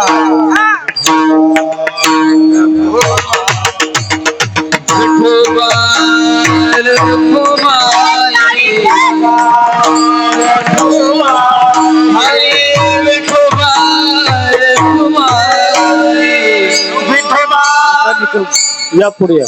लता निकम.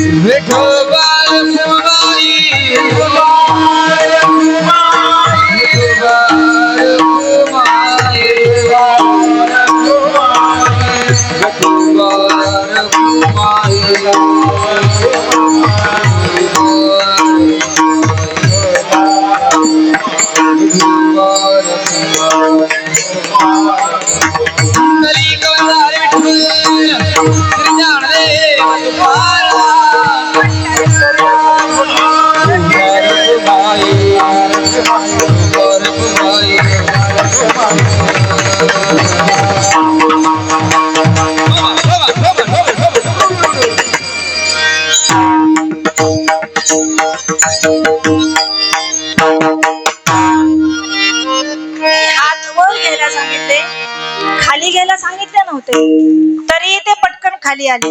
म्हणजे एक क्षण सुद्धा त्याला देऊ शकत. इथे माझे संत तुकोबराय म्हणता एक क्षण फक्त त्याच्या चिंतनात, एक ज्ञानोबराय म्हणता एक क्षण देऊ शकत नाही. तरी गायचे करी या आटा प्ररा माझारी मोठके निमिष भरी दे तुझा. एक क्षण देऊ शकत नाही. एक म्हणजे एका क्षणाचा फायदा. तेने मुक्तीचारी साधी येल्या देवाची द्वारी. एक क्षण बरोबर राहिले तर 4 प्रकारच्या मुक्ती मिळतात. मग एक क्षण माणूस देऊ शकत नाही का? देऊ शकतो ना. भार कोणाच्या माथी? घरामध्ये कुटुंबाचा करता असेल, अख्ख्या कुटुंबाचा भार कोणाच्या माथी असतो दादा? कोणाच्या? जो करता आहे, जो मोठा आहे, जो वडील धरताय, सगळा भार कोणाच्या माथी? कोणाच्या? तू थोरलायस ना बाबा, सगळं घर तुझं तू सांभाळ. कारण वडिलांच्या नंतर घरामध्ये वडिलांची जागा चालवतो तो मोठाच असतो. मोठा फक्त नावाला आणि कामाला. शास्त्रात जर सांगितलं की बाबांनो घरात आई वडिलांनंतर मोठा भाऊ, म्हणजे मोठा भाऊ आणि मोठी वहिनी आई वडिलांच्या जागी असते. पण हे नियम आता कोण पाळतं दादा सांगा ना? शास्त्रात एक वर्णन आहे, सांगा. जिथं, माझं वाक्य चित्त देऊ नये का, जिथं माझं ते माझंच आहे आणि भावाचं सुद्धा माझंच आहे जी वृत्ती चित्त निर्माण होते तिथे महाभारत तयार होतं. पण जिथं माझं ते माझं नसून माझ्या बंधूच आहे आणि माझ्या बंधूचं सुद्धा त्याचंच आहे ही भावना जिथं निर्माण होते तिथे रामायण तयार होतं. म्हणजे भावानं भावाशी कसं वागावं आणि जावेनं जावेशी कसं वागावं हे जर तुम्हाला शिकायचं असेल तर तुम्हाला रामायण वाचावं लागेल. बंधू प्रेम काय असतं तिथे पहा. भक्ती प्रेम काय असतं हे भगवान प्रभू रामचंद्र आणि हनुमंतरायांकडे बघून करता येतं. भक्ती प्रेम काय असतं हे सुदाम देवाकडे आणि भगवान कृष्ण परमात्म्याकडे पाहून बघता येतं. भक्ती प्रेम काय असतं हे अर्जुनाकडे आणि गोपाल कृष्ण भगवंताकडे पाहून करता येतं. काय केलं नाही माझ्या भगवंतानं? ज्ञानोबा वर्णन करतात अर्जुनाचं आणि भगवंताचं प्रेम ते किती. देखा नवलत या प्रभूंचे, अद्भुत प्रेम ते भक्तांचे, हे सारथ्य पण पार्थाचे करीतो असे, पायिको पाठीशी घातला आपणची पुढा झाला. म्हणजे अर्जुनाला पाठीमाग घातलं आणि आपण पुढा ऐकला. पाचजन्य ओस्पुरीला, म्हणजे पाचजन्याचा शंख ज्या भगवान परमात्म्याने रणशिंकणावरती फुंकला, त्याचं कारण भक्ती प्रेम आहे. आणि या भक्ती प्रेमामध्ये अर्थ काय येतो, कुटुंबातल्या कर्त्याच्या माथी जशी सगळी जबाबदारी दिली जाते, तसा सगळा भार भगवंताला द्यावा. त्याचं कारण तुकोराय म्हणतात, ऐका, देवा सांगो सुख दुःख, देव निवारील भूक. त्याला सुखही सांगा आणि त्याला दुःखही सांगा. का सांगावं त्याला? जगाच्या बाजारामध्ये आपली म्हणणारी माणसं मोजकी आहेत, लक्षात ठेवा. तोंडावर एक बोलतात, माग दुसरंच बोलतात. कारण प्रत्येकाच्या बुद्धीत एक असतं, हृदयात एक असतं, ओठात एक असतं आणि पोठावर एक असतं. कलियुगामध्ये माणसं ओळखणं फार अवघड आहे. विचार करा, कलियुगात माणसं ओळखणं अवघड आहे. जसा संसार करणारी माणसं ही बाहेरून वेगळी असतात, आतून वेगळी असतात. 4 वर्ग पडतात त्याचे. आता ते विस्तारानं सांगायला मला वेळ नाही, मी पुन्हा कधीतरी सांगेन. ही माणसं ओळखणं अवघड आहे. मग ही माणसं ओळखण्याकरता, अंतरीचा भाव जाणवण्याकरता, जसं माणसाच्या माथी भार दिला की ती जबाबदारी नीटपणे पालतो, तसं तुकोबराय म्हणतात, हा सगळा प्रपंचाचा भार आणि हा सगळाच प्रपंच ज्याच्या चरणावर द्यायचा तो विठेवरचा एकटाच मालक आहे, जो तुमचा भार सांभाळू शकतो. म्हणून घालू तयावरी भार. देव सुखाचा सागर, तो प्रेमाचा आगर आहे आणि तो वैराग्याचा पुतळा आहे, तो भक्तीचा जिव्हाळा आहे. त्याला सगळा भार वहा. अभंगाचं शेवटचं चरण. तुका म्हणे घालो तयावरी भार, तुका म्हणे घालो तयावरी भार, घालो तयावरी भार, तुका म्हणे घालो तयावरी भार, भावो संसार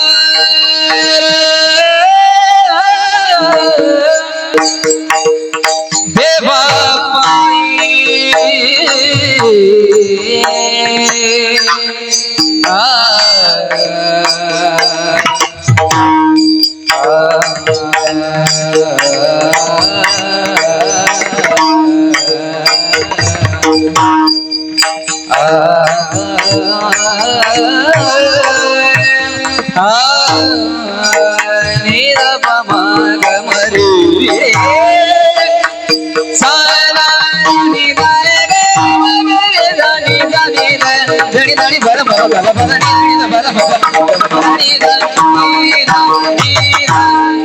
मदई रे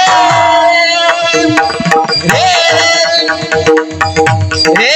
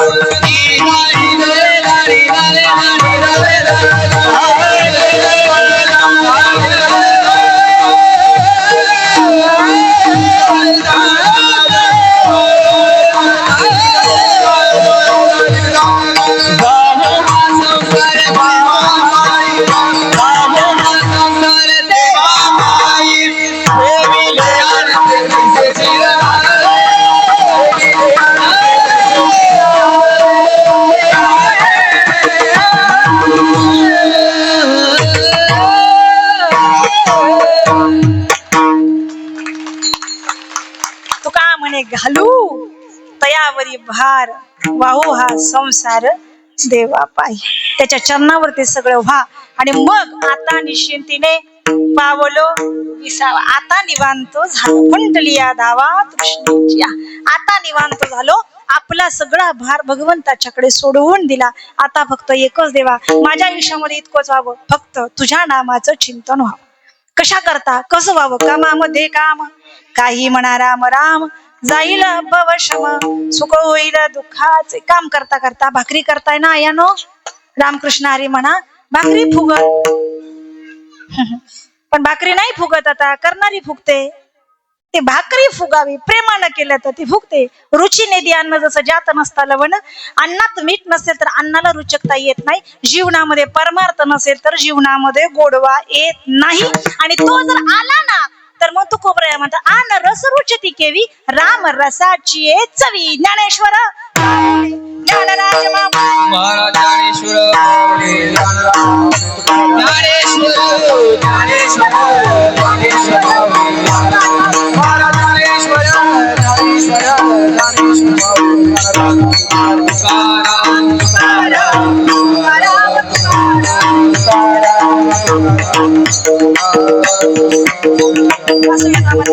यथा अवकाश झालेली सेवा सर्व मायबापांच्या चरणावरती. अन्नदान करणारे, चहा नाश्ता देणारे, संत पंगत देणारे, कीर्तनाचं सौजन्य घेणारे, सर्वच ज्ञाते दाते सर्वांच्या चरणावर सेवा समर्पित करते. एकदा 2च मिनिटं वेळ घेणारे, जास्त घेणार नाही. चालेल का? चालेल का? हो म्हणा, नाही तर नाही म्हणा. नाही तर माईक घेऊन घरी जायला मी तयारच आहे. अच्छा ऐका. झालेली सेवा सर्व टाळकरी वृंद, गायनाचार्य, मृदंगाचार्य, हार्मोनियम वादक महाराज, साऊंड सिस्टीम वाले दादा, शूटिंग करणारे आमचं वारकरी सेवक. अच्छा, चॅनलचं नाव खूप सुंदर आहे, वारकरी सेवक, कारण वारकरी हा सेवकच असतो. सर्वांच्या चरणावर सेवा समर्पित. यदा कदाचित माझ्याकडून बोलण्याच्या ओघामध्ये एखादा शब्द चुकीचा गेला असेल, न जाणं कोणाचा अंत करून दुखावला असेल तर क्षमा. चांगलं सांगितलं असेल तर आचरणात आणा. आत्ताचं कीर्तन सगळ्या माता मौल्यांसाठी होतं आणि आत्ताचे 2 शब्द हे माझ्या तरुणांसाठी येतात. धन्य ही भारतवर्षे, धन्य यस्यच संस्कृती, भारतीय जनधन्या, धन्य यस्यच परंपरा. सुभाषितकार वर्णन करताना सांगतात की भारत देशाची परंपरा आणि भारत देशाचा इतिहास. मुलींनी माझ्याकडे लक्ष द्या. तुम्ही कीर्तन किती ऐकलंय मला माहित नाही, पण जे सांगणार आहे ते कान मन एकवटू नाही, काही तुमची जबाबदारी आहे. उद्याचा सुजान भारत व्हावा असं वाटत असेल तर आत्ताची तरुण पिढी सुधारणं गरजेचं आहे. आणि ही जी बिघडत चालली त्याला एकमेव साधन आहे, नको चंद्र तारे फुलांचे पसारे, जिथे मी बसावे माझ्या मोबाईलला फुल नेटवर्क असावे. ही परिस्थिती आजच्या मुलांची तयार झालेली आहे. मुलं मोबाईल मध्ये काय करतात, मुलं मोबाईल मध्ये काय बघतात हे पालकांनी बघणं जास्त गरजेचं आहे. मी स्वतः प्राध्यापक आहे, या नात्याने मी या गोष्टी सांगते. आज या मुलांमध्ये नाही हा शब्द त्यांच्या मेंदूमध्ये नाहीच. चित्त देऊ नये का? याचा परिणाम असा झालाय, घरामध्ये थोडासा जरी वाद झाला तरी मुलं आत्महत्यासारखा निर्णय घेतात. येता कदाचित 6वी 7वी 8वी 9वी 10वी, पुढच्या मुलांचा विचार सोडून द्या. या मुलांना प्रेमानं सांगायला, प्रेमानं बोलायला, प्रेमानं राहायला शिकवणं ही पालकांची जबाबदारी आहे. कारण हा महाराष्ट्र माझ्या छत्रपती शिवाजी महाराजांचा आहे. हा महाराष्ट्र माझ्या राजमाता जिजाऊ साहेबांचा आहे. कारण हा महाराष्ट्र माझ्या क्रांतीज्योती सावित्रीबाई फुल्यांचा आहे. कारण हा महाराष्ट्र माझ्या डॉक्टर बाबासाहेब आंबेडकरांचा आहे. कारण हा महाराष्ट्र आपली संस्कृती जपणाऱ्या थोर महान व्यक्तींचा, थोर महान महात्म्यांचा आणि थोर इतिहास घडवणाऱ्या स्त्रियांचा आहे. कारण हा महाराष्ट्र यथोचित नारीचा सन्मान करणारा आहे. म्हणून म्हणतात यत्र नार्यंतो पूजन्ते रमन्ते तत्र देवतः. म्हणून भारत देशाची परंपरा जपणं, तिची शालीनता जपणं ही आपली जबाबदारी आहे. आपल्या भारतीय संस्कृतीचा पोशाख हा अंग भरून आहे आणि तो अंग भरून पोशाख जपणाऱ्या इतिहासातल्या स्त्रिया आहेत.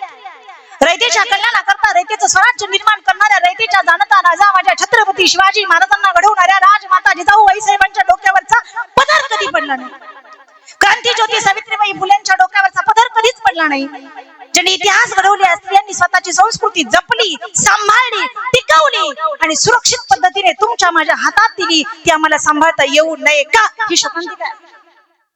अंग भरून वस्त्र आमच्या मुलींचं असावं. आमची मुलगी कोणत्या कपड्यात घराच्या बाहेर जाते याकडे मातेचं लक्ष असावं असं मला त्यांना सांगायचं आहे. आई म्हणून मुलीकडे लक्ष देणं ते ऐका, आईची जबाबदारी आहे. मैत्रिणीच्या नात्याने मुलींशी वागा. करते, कुठे जाते, कोणाशी बोलते, हे तिच्याशी तुम्ही बोललं पाहिजे. ह्या मुलींना ह्या संस्काराची शिदोरी दिली पाहिजे. आज आमची एवढी सगळी तरुण मुलं पायात बूट, बुटावर पॅन्ट, पॅन्टीवर शर्ट, शर्टावर जॅकेट, जॅकेटात पाकिट, पाकिटात नोटा, एका हातामध्ये कप, एका हातामध्ये सिगरेट, डोक्याला हॅट आणि जगाला इडियट करत चाललेत. ह्या मुलांकडे पाहिलं पाहिजे, ह्यांच्याकडे कोणीतरी लक्ष दिलं पाहिजे. त्याचं कारण आहे माय बाप हो, ही पिढी जपणाऱ्या, ही संस्कृती जपणाऱ्या झाशीच्या राणीच्या लेकी आहोत आपण. माझं वाक्य लक्षात ठेवा मुलीनो, एखादा कोर्स कमी आला तरी चालेल, एखादा कोर्स कमी आला तरी चालेल, पण लाठी काठीन कराठी आली पाहिजे. कोणी जर वाकड्या नजरेनं पाहिलं तर तुमच्या नजरेमध्ये सळसळणारं रक्त असावं, धगधगता अंगार असावा आणि समोरच्यानं बघता क्षणी त्याची मान झुकलेली असावी आणि मुखातनं शब्द निघावा, अरे हिच्याकडे तर बघायलाच नको, कारण ती माझ्या छत्रपती शिवाजी महाराजांची वाटली नाहीच पाहिलं पाहिजे तिच्याकडे. एवढं रक्त सळसळावं महाराज, नुसतं शब्दच पाहिला तर अंगातलं रक्त सळसळतं. आणि ते सळसळणारं रक्त माझ्या राजांचं आहे. देहाचा चौरंग करून शिक्षा करण्याचं सामर्थ्य माझ्या राजांच्यात होतं महाराज. आपल्या मुलींच्या नजरा झुकल्या नाही पाहिजे, समोरच्याला झुकवता आलं पाहिजे, एवढी नजर आपली तीक्ष्ण असावी आणि हे या मुलींना दिलं पाहिजे. माझ्या बंधूंनो, रक्षाबंधनाच्या निमित्तानं एकच वाक्य तुम्हाला सांगते. उमऱ्याच्या बाहेर पाऊल टाकताना समोरची येणारी मुलगी, समोरून आईच्या वयाची येणारी स्त्री, समोरून आपल्या बहिणीच्या वयाची येणारी स्त्री मुलगी जर दिसली तर तिला बहीण म्हणा, आईच्या वयाची असेल तर तिला आई म्हणा. हेच तुमच्या रक्षाबंधनची ओवाळणी तुमच्या बहिणीला द्या. माझी वारी शिकवते नजरेतला दोष कसा जाळायचा. माई, माझी वारी शिकवते नजरेतला दोष कसा जाळायचा. एकाच टँकर खाली स्त्री आंघोळ करते, दुसऱ्याच टँकर खाली पुरुष आंघोळ करतात, पण एक सेकंद सुद्धा त्या नजरेमध्ये पाप लागत नाही, कारण ती वारी माझ्या ज्ञानोबा तुकोबरायांची.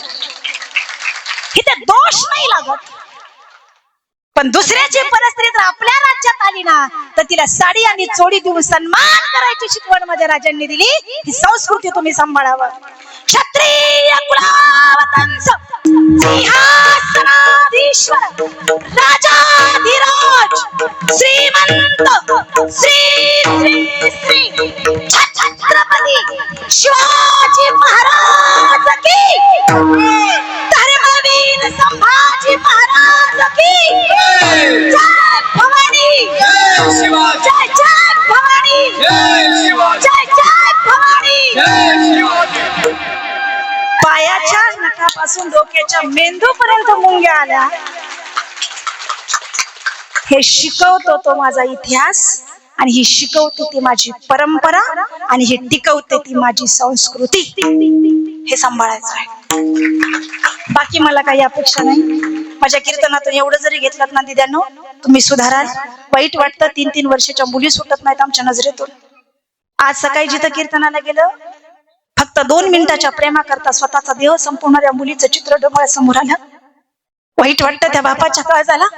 मुलीला जन्म द्यावा की नाही द्या, पण तिला वाघीण बनवा. 2 पाऊल मागं आली ना तर 2 पावलं पुढे जाऊन समोरच्या नरडीचा गोट घेता यावा एवढं तीक्ष्ण आणि सामर्थ्यवान तिला बनवा. एवढी ताकद निर्माण करा. मुलगी ही कुटुंबाचं धड आहे आणि भारत देशाची आन बान आणि शान आहे. तिला जपणं आणि तिला जपवणं आमची जबाबदारी आहे. यदा कदाचित माझ्याकडून चुकलं असेल तर क्षमा. चांगलं सांगितलं असेल अंतकरणात न्या. झाली सेवा. हरिभक्त परायण परमपूज्य परमस्नेही परमादरणीय माझे सद्गुरू नामदेव महाराज चव्हाण वडसकर आळंदी, माझे सद्गुरू ज्यांनी मला घडवलं, वाढवलं, लहानाचं मोठं केलं, ज्यांचा वरदहस्त माझ्या मस्तकी कायम असतो, हरिभक्त परायण गजानन महाराज सुतार श्री क्षेत्र गारवडी, ज्यांनी मला लहानाचं मोठं केलं, योग्य वयात योग्य संस्कार दिले, माझ्या माता पित्यांच्या चरणावरती सेवा समर्पित करते. आणि जे माझ्या पाठीमागे आज खंबीरपणे उभे आहेत असं माझं सौभाग्य, माझे पतिदेव, त्यांच्या चरणी सेवा समर्पित करते. छोट्याशा सेवेला पूर्णविराम. विठ्ठल.